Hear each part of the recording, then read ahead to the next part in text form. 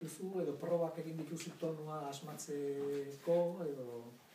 Egia esan ez dut joan, enbeste denboraren ostean, baina uste dut liburua idatzita dago, edo behintzat Uliaren ahots hori dago bigarren personan eta lehenengo personan.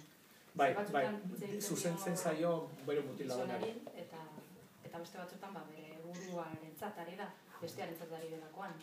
Eta uste dut bigarren personaren errekurso hori bai etorri zela beranduan. Azkeran nuela horrela pentsatuta. Baina probatu nuen eta bueno. Ez zait asko gustatzen bigarren persona beti, idazten novela oso bat, karratea gera daiteke, baina kasu honetan hori batzutan bai, zuzentzen zen arengana, baina beste batzutan bere buruarentzat ari zen, beraz lehenengo personan, hor horreka on bat tokatu nuela, sentitu nuen, eta aurrera egin nuen horrela.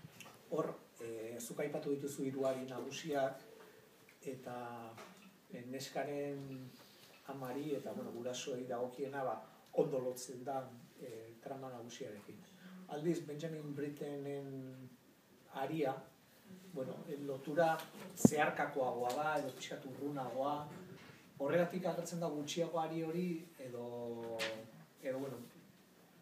ez dakit, esan nahi dut, pentsatuta zeneukan tarte gehiago eskaintzea horri eta gero gutxiago utzi zenuen, edo hasieratik pentsatzen zen horrela tartekatxo bakarrik. Bai, hasieratik banekin hori etzela ari nagusia, izango zela, ez dakit nola esan, aberasteko pixka bat ari nagusia aberastuko zuena. Eta hainbat hausnarketa egiten ez direnak zuzenean ari nagusian, hain zuzen ere bakezaletasunari buruz, gatazkari buruz, zer egin biolentziaren aurrean, hori ez hain zuzen jorratu ari nagusian, eta zuzenago esakonago jorratu bestean.